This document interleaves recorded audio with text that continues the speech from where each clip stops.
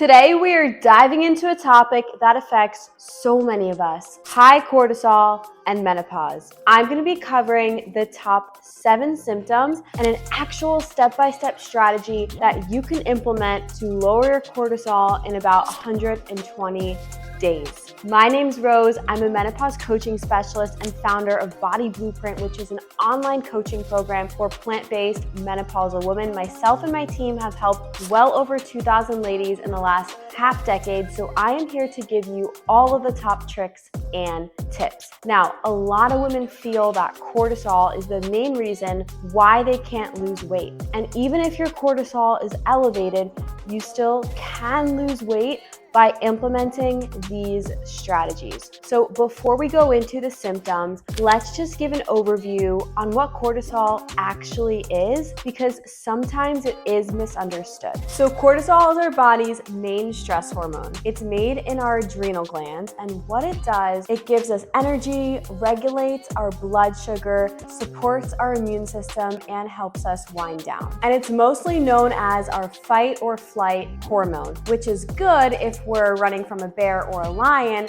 but it's bad if we are just sitting in our living rooms feeling upset about something that happened. So if you're stuck in that stress mode day in and day out when you're not running from a lion or a tiger or a bear, that's when it becomes an issue. Here is a graph of the normal rise and fall of our cortisol throughout the day. So we do need to have cortisol throughout our day.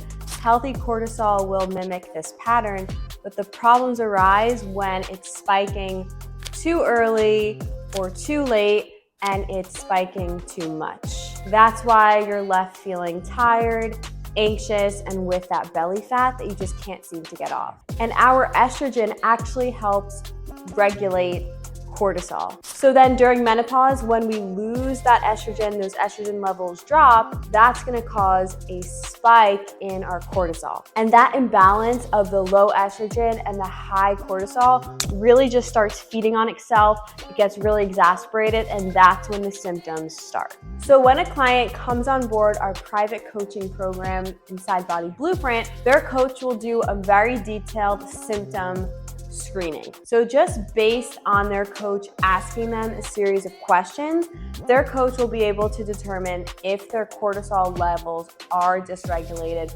or not. However, we do have an RD who is able to give out blood work and specific gut and hormonal testing. So some clients may want to do a Dutch test. And a Dutch test is a dried urine test for comprehensive hormones. And by studying urine and saliva, Dutch is able to go beyond just getting a blood test for cortisol, which might be very inconclusive.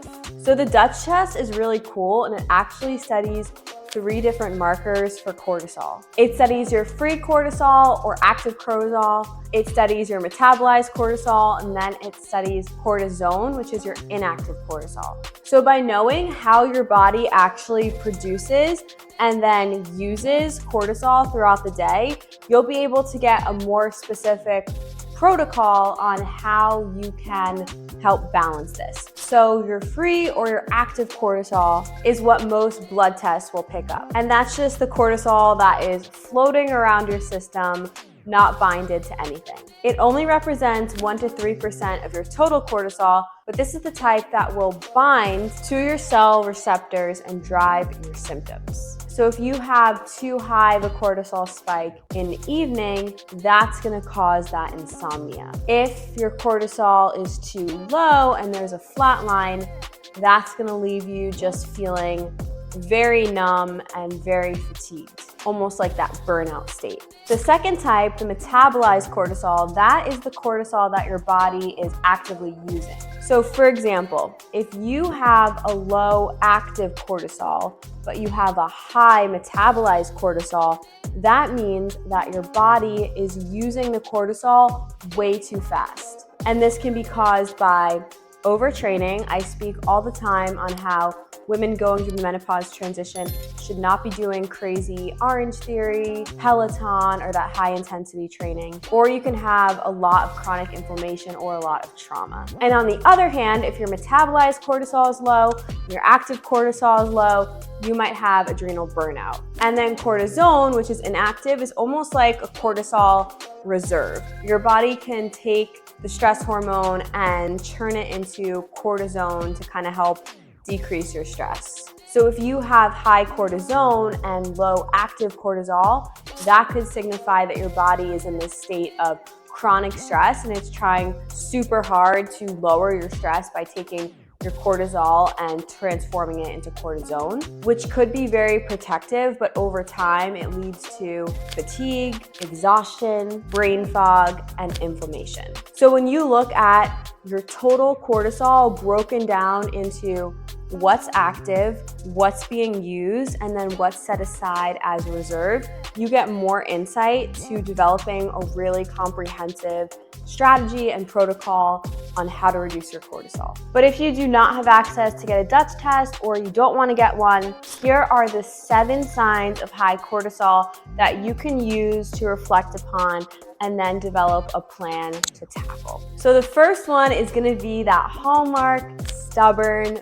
belly fat. So when we have that high cortisol that's due to the lowered estrogen levels, it's going to downregulate your metabolism, meaning your body's not going to want to burn calories the way it normally does. So even if you're eating the same things, your workout routine is the same, you're still walking, literally nothing's changed, and you still have that spare tire, that is driven hormonally. Cortisol is a big one. And no matter what you do, no matter if you're eating less or doing more cardio, it's still not budging. Second is going to be anxiety. So low estrogen and low progesterone as well is going to cause that anxiety to increase. Low estrogen also lowers serotonin, which is our happy hormone. So we're going to feel less happy. So you might feel every morning when you wake up just this overwhelming sense of anxiety for absolutely no reason at all. Next is going to be the hallmark poor sleep. So if you're getting that high cortisol spike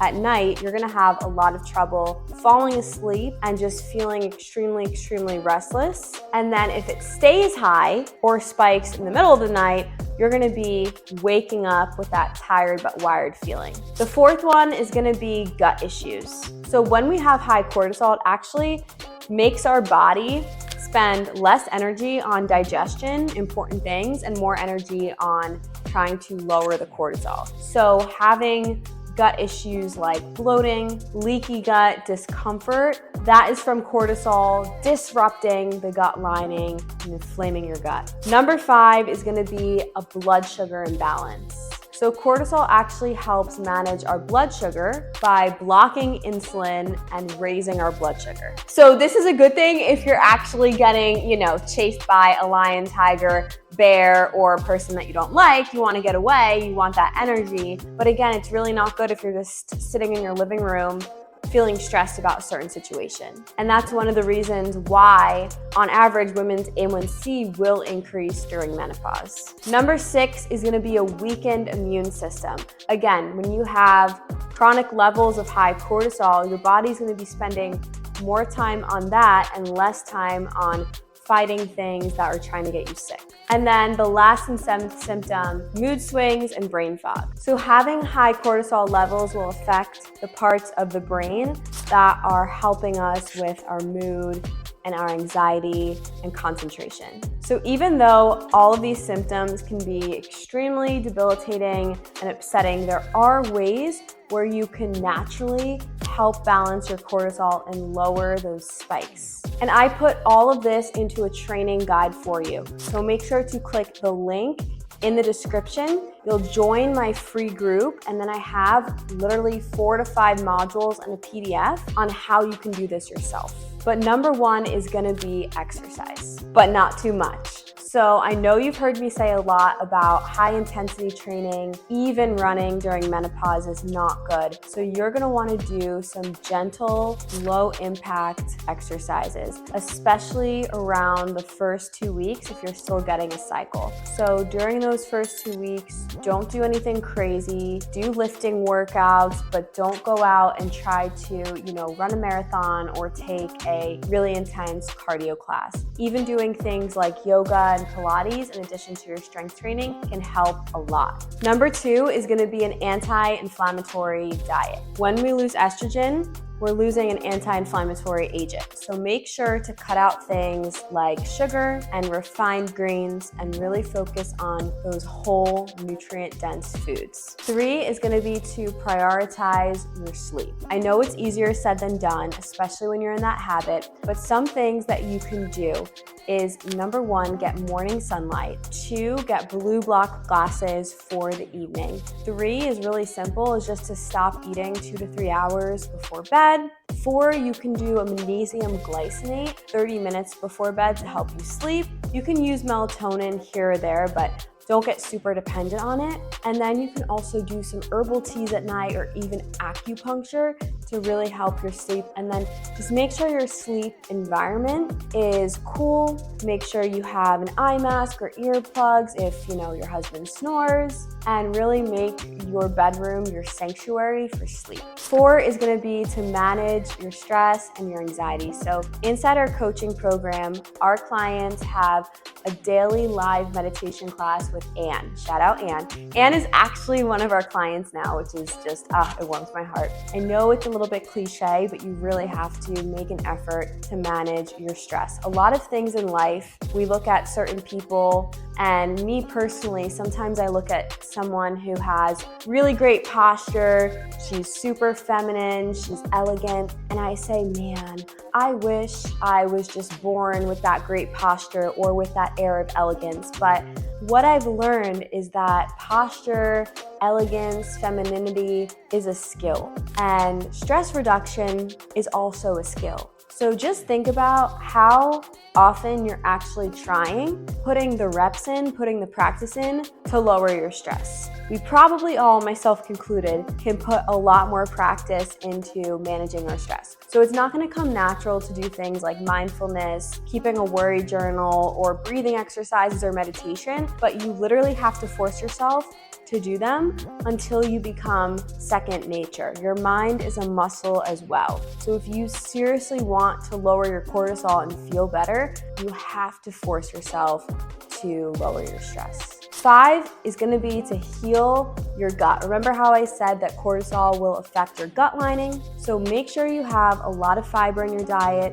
fermented foods like kefir, sauerkraut, kimchi, natto. Those are all awesome to have just a little bit every single day to help strengthen your gut lining. You're gonna hate me for number 6, but this is to limit your coffee. Ideally, you should limit your coffee to just 3 times per week or none at all. Have as much green tea as you want, but I know it's very, very, very touchy subject, and I'm not perfect. I have coffee, but I used to do 3 cups per day. I would do 1 first when I woke up, 2nd mid-morning, and then 3rd in the afternoon. And I whittled myself down to just having 1 and then doing a cup of decaf. But if anything, just try and delay your caffeine 90 minutes in the morning and have your coffee with food. This will help seriously decrease that really high spike and make you feel a lot more even keeled with your energy.